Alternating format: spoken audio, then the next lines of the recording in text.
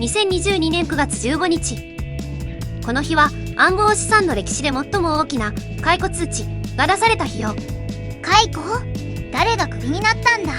世界中のイーサリアムマイナー全員、数十万台のマシンが一瞬にして不要になったの。ザマージか、聞いたことあるぞ。マージは合流という意味よ。イーサリアムは2年前からプルーフオブワークのメインネットとプルーフオブステークのテスト用チェーンを並行稼働させていたの。その2本を一本化してプルーフオブワークを完全に廃止した。第3話で話したわよね。コインを預けた人が取引を承認するプルーフオブステークに切り替わったの。パズルを解く競争をやめてお金持ちが承認する仕組みに変えたのか。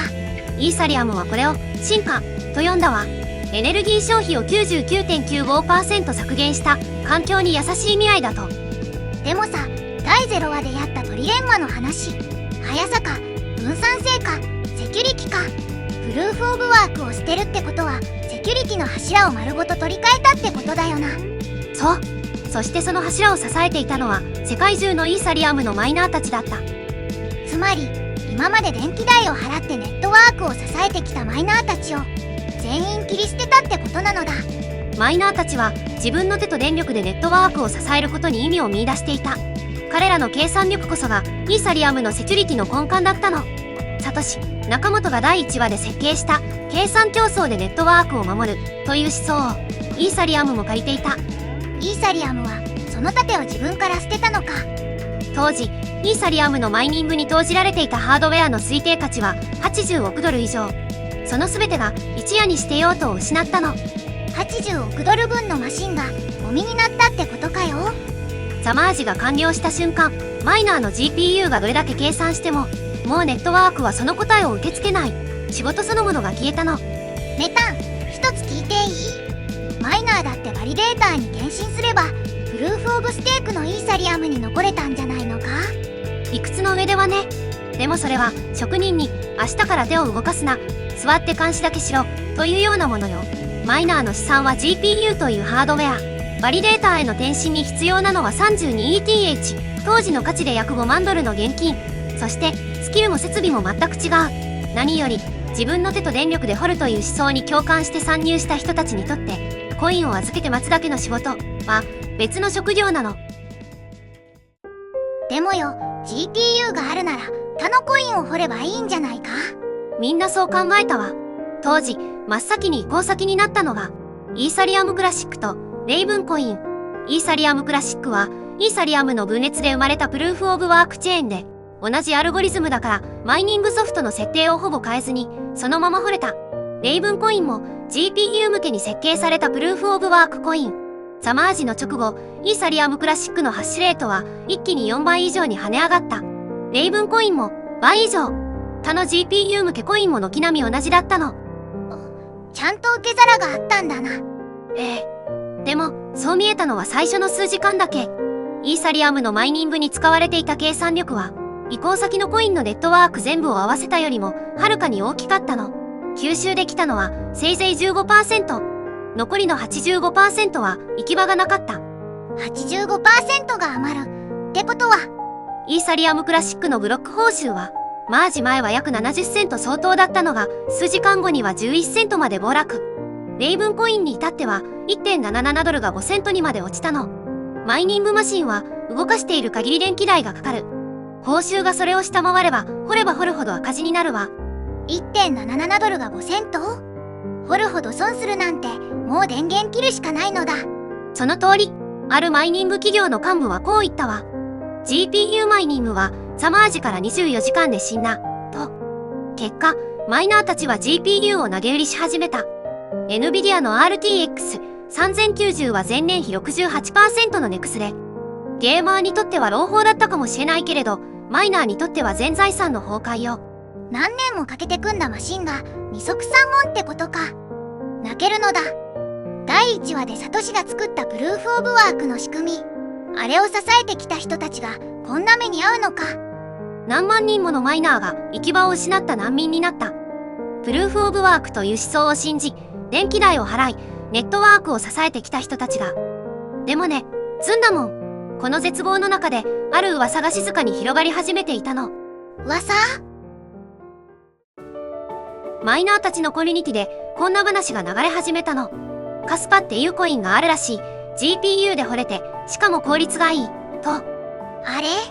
カスパって確か GPU で掘ってなかったか？第4話の時点ではね。この頃にはカスパコミュニティが GPU マイニングソフトを開発していて、ちょうど GPU 対応が整い始めていたの。ザマージで行き場を失った GPU マイナーたちの受け皿になれたのは、このタイミングも大きかった。そしてカスパのマイニングには他のコインと決定的に違う点があったの。違う点？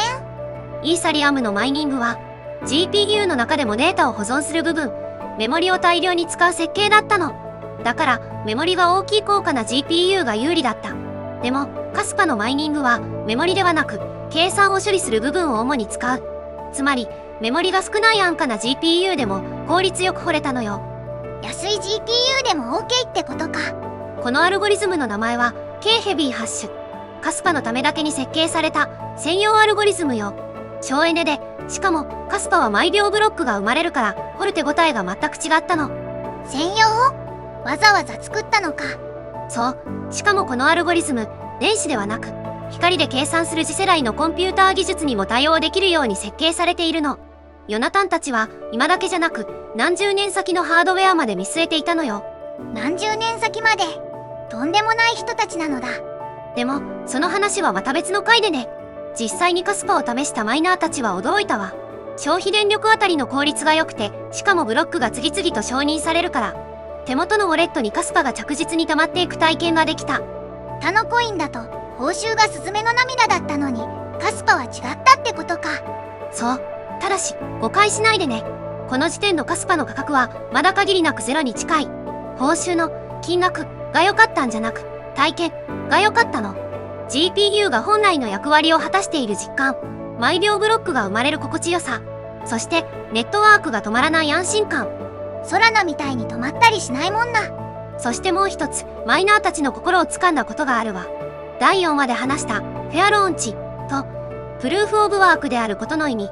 ザマージの約半年後、2023年2月、SEC が大手取引所のステーキングサービスを未登録の証券販売として摘発したの。コインを預けて配当を得る構造は投資契約に該当する可能性があるとしてね。そうか。プルーフオブステークのステーキングが証券扱いされたのか。第4話で話したわよね。プルーフオブワークマイニングは自分で電力と計算力を使って掘り当てる労働の対価。でも POS ステーキングはコインを預けて運営者の努力でリターンを得る構造。そしてイーサリアムがプルーフオブステークに移行した結果、まさにこのリスクが顕在化してしまった。ステーキングサービスが証券として摘発されたの。イーサリアムがプルーフオブワークをしてた代償がセキュリティの低下だけじゃなく法的リスクまであったってことかよ。一方のカスパのマイナーたちにはその心配がなかった。